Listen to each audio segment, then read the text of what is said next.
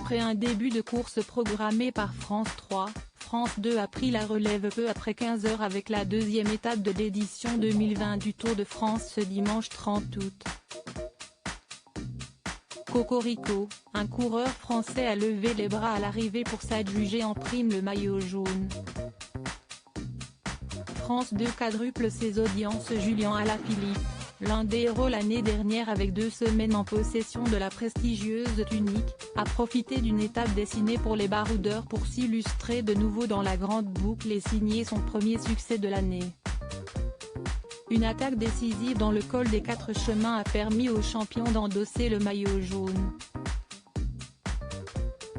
À son arrivée, le coureur a dédié cette victoire à son défunt papa et s'est projeté sur la suite de la course.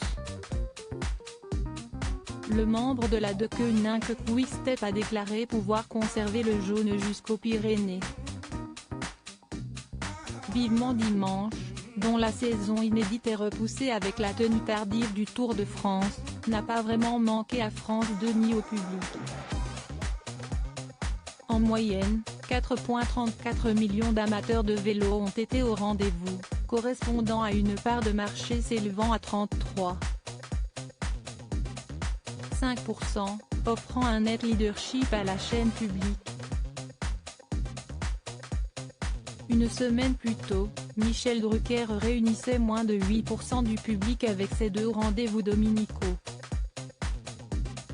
Tout le monde veut prendre sa place passe à la trappe en fin d'après-midi. Vélo Club a conservé 3,58 millions de téléspectateurs pour l'analyse de la course, correspondant à 24,9% des téléspectateurs.